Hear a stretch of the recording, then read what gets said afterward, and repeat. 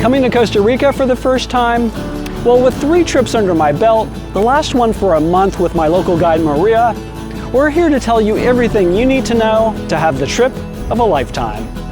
We'll include all the fun parts for sure, a couple scary bits, and some boring stuff too, that you really should know to save time, money, and stay safe. Let's jump in. Adios. I was not ready for that.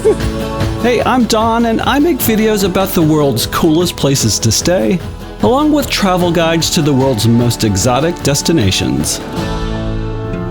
In today's video, I'm going to cover airports, visas, how to get around inside the country, when to come, wildlife, vaccinations, food, activities, costs, and how to save money, dangers, what to do if you get sick or injured, and I'll end with my speed round that covers those last essential tips that will help you plan for the perfect, stress-free vacation. I'm also going to count down my 10 favorite things about Costa Rica, saving the best for last.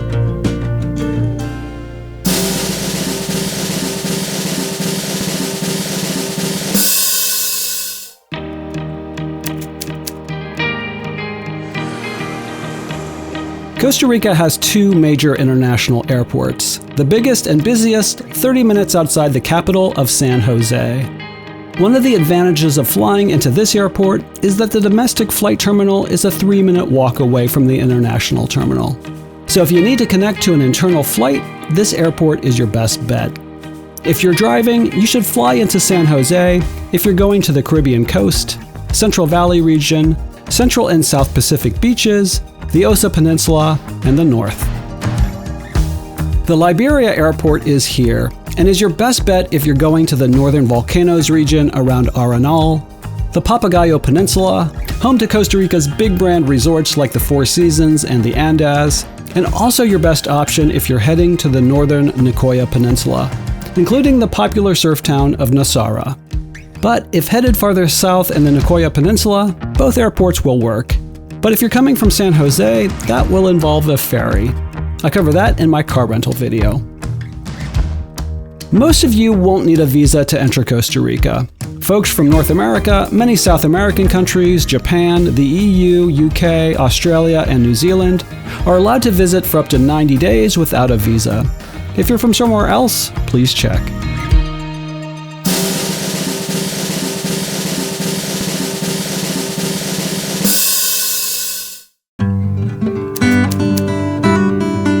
So now that you've arrived, how do you get around? That largely depends on your budget and where you're headed after you land. Renting a car is a great option, and you know I have a video about that. If you're staying at one resort all week, your best bet might be to have your resort organize your airport transfer, though that is the most expensive option. Shared shuttles carrying up to 15 passengers are a great in-between option, with some offering door-to-door hotel service, though many won't service Airbnbs or solo travelers because they need a minimum number of passengers. Many don't pick up directly from airports, so expect a short trip to their meeting points. Prices range from 60 to 80 USD per adult, depending on the route. Private shuttles cater exclusively to your group, with rates for 1 to 4 passengers ranging from 150 to 250 USD and 200 to 350 bucks for 1 to 8 passengers. Note that there's not much traffic going in or out of Liberia Airport, but the traffic around San Jose can be horrible at rush hour, so bake in some extra time for that. There's one more option you might not have considered that's probably cheaper than you think: flying internally. Sometimes it doesn't make sense to drive, if you're going to remote areas like the Osa Peninsula or Drake Bay. I had a good experience with Sansa Airlines that has daily flights to those locations, plus most of Costa Rica's popular tourist spots. Fares usually run from 110 to 330 USD one way, depending on the destination and time of year. These flights are usually under an hour, offering a quick way to get around and a great way to see the country from a different perspective. When I came to Costa Rica the first time with my mom, our plane arrived late and we missed our connection with Sansa Airlines to Puerto Jimenez, and flights were sold out for the next 2 days. So we ended up chartering a plane, which was cheaper than losing out on 2 days of the resort I had already paid for. A total of 800 USD for a one-way private plane flight. Not bad, right?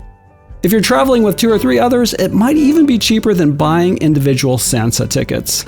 Anyway, it was super fun.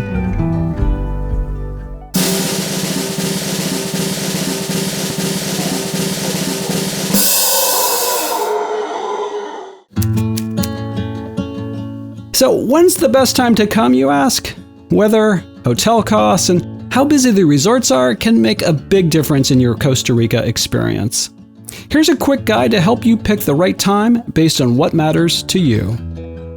Dry season is December to April, when most tourists flock to Costa Rica for the sunshine and warm beaches. But because it's so popular, prices go up and places get crowded. If you're okay with the buzz and don't mind spending more money, go for it. Wet season is May to November. This is the green season, when things get a bit rainier, especially in the afternoons. The rain is usually short, but can be pretty heavy at times.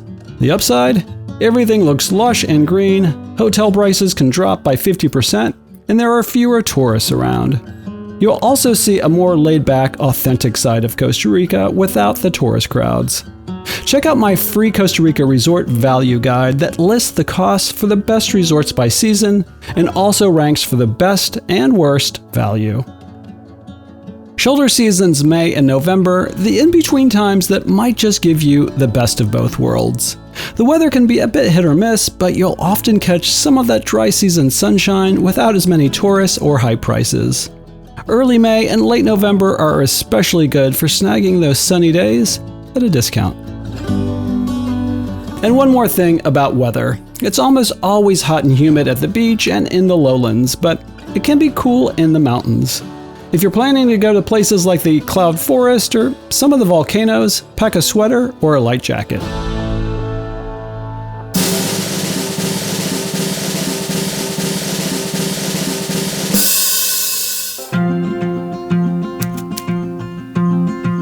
You know, I've never been so close to so much diverse wildlife as I was in Costa Rica.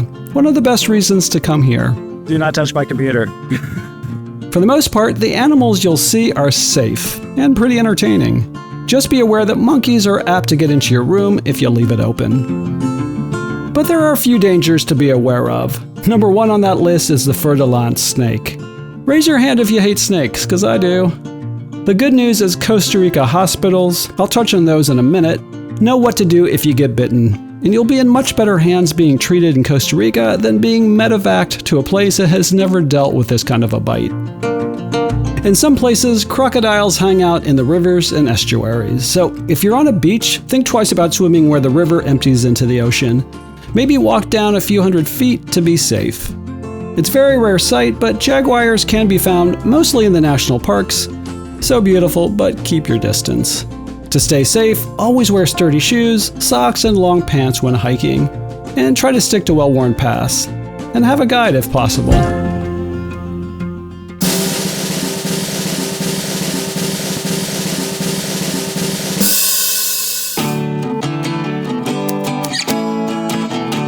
Another great reason to come to Costa Rica is all the incredible outdoor activities on offer. It felt like everywhere I went there were zipline courses, things to drop from, whitewater rafting, incredible suspension bridges to cross, fantastic hikes, and of course, surfing.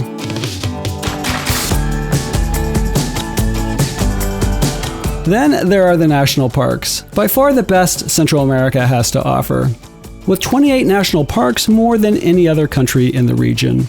From the postcard-perfect Arenal volcano to the beaches of Manuel Antonio, these parks show off the country's incredible biodiversity. Compared to its neighbors, Costa Rica's parks are really well maintained and visitor-friendly. Corcovado is the go-to for its dense rainforest and wildlife, and empty beaches. I'm just scratching the surface here.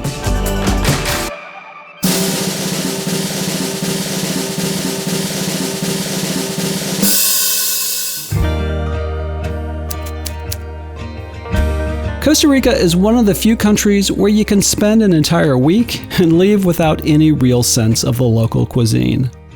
Of the 29 resorts I test drove in Costa Rica, local cuisine rarely shows up on the menu, and if it does, it's usually only as a breakfast option. Just about every resort has a Western menu with the occasional Asian dish thrown in.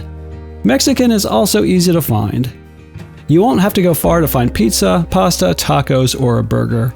So you'll have to get out of your hotel to experience authentic Costa Rican cuisine.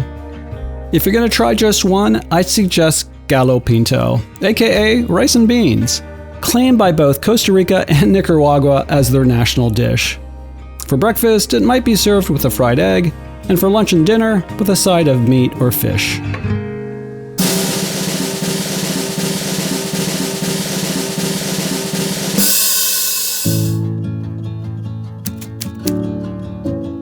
The Costa Rican people are, in a word, wonderful. Warm, helpful, and 99% of my experiences were positive, except for maybe that car rental guy from Budget that I talk about in a different video. And this ferry crossing went from, when are we gonna get there? To being lots of fun with the National Foosball Championship played out right before my eyes. This may seem silly, but I think it's the little things, like how many people are willing to wave at a stranger, that tells you a lot about the people. And in Costa Rica, just about everyone has this friendly, welcoming attitude.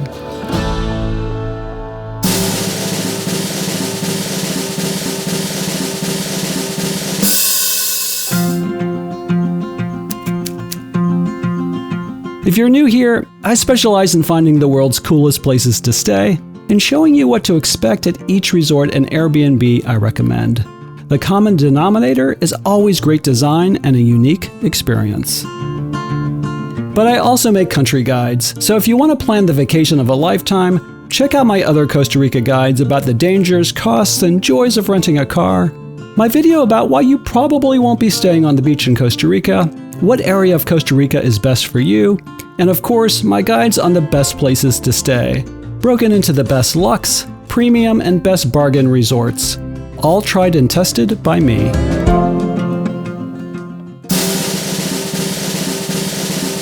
Marcus trying to break in. Oh my god, he was in the room. No! He stole the peanuts.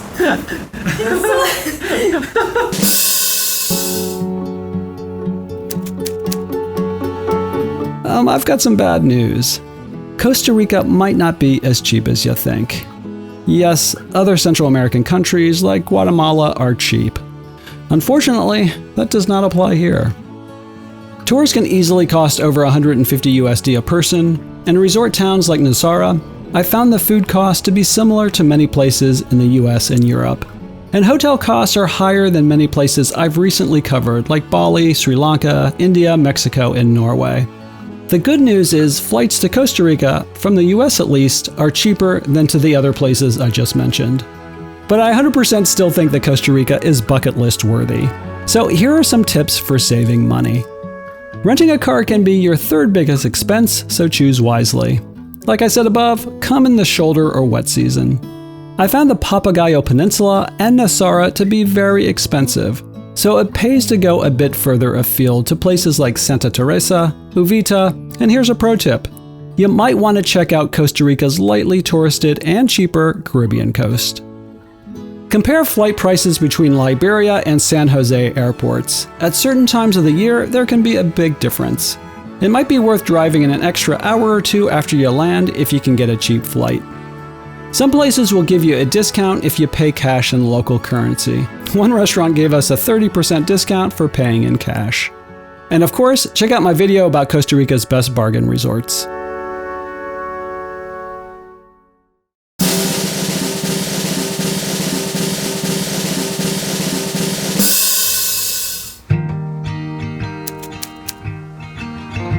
Costa Rica is one of only 23 countries in the world with no military, which makes it a peaceful place and one of the safest countries in Latin America, especially for families. The most common crimes here are thefts like car break-ins, house burglaries, and pickpocketing. Avoiding these is mostly about common sense and staying alert. Lock your car and keep valuables out of sight. During my 6+ weeks of travel, I had zero issues, so just stay aware and you should have a worry-free trip. Okay, let's shift gears into our speed round. I barely touch cash here. You can pay with a credit card at most hotels, restaurants, and stores, and often just pay with your phone. Costa Rican colones are the official currency, but in many places you can pay in USD but expect to get change in colones. Tipping is optional most of the time, and locals don't tip, but you're not a local, so service folks will probably expect a tip, especially if you're American. I typically tip 2 to 5 USD when someone brings a bag to my room, and for tour operators and guides, 5 USD per person a day is fair. You do not need to tip in restaurants because the tip is added to your bill automatically at the end of the meal as a 10% service charge, plus a 13% sales tax is on each bill. Costa Rica has an excellent healthcare system, ranked one of the best in the world by the UN and WHO, with both private and public options available. Recommended vaccines include Hep A and B, rabies, and tetanus, with a yellow fever certificate required if traveling from a few African and South American countries. I didn't get any vaccinations, but that doesn't mean you shouldn't. Medical care is cheap by US standards, but you should check your insurance coverage before you leave. Just about everyone in the service industry speaks good English, but Spanish is the official language and comes in handy in remote locations. Call your bank before you head out and tell them you'll be overseas so they won't cut off your credit card. In terms of dressing, it's 100% laid back and casual. Do not stress about this. If there's an emergency, call 911. Electricity is 110 volts and plugs look like this. You can buy beer, wine, and booze in grocery stores. For the most part, the tap water is safe to drink, with the exception in some remote areas. Please avoid single-use plastic bottles. If you see them in your hotel, please shame the general manager and tell them I sent you. Mosquitoes love Costa Rica as much as we tourists do, so repellent is a good idea and the best way to avoid catching dengue fever that's a year-round risk. Dengue, not malaria, is the main disease from mosquitoes here. Pharmacies in Costa Rica are not only for prescription medicines, they sell things like shampoo, lotion, cold medicine, toothpaste, and prescription medicines too. I really hope this guide helps you have the trip of a lifetime to Costa Rica. If you're on a budget but still want to stay in style, check out my video about Costa Rica's best budget hotels. Thanks for watching and see us in the next video.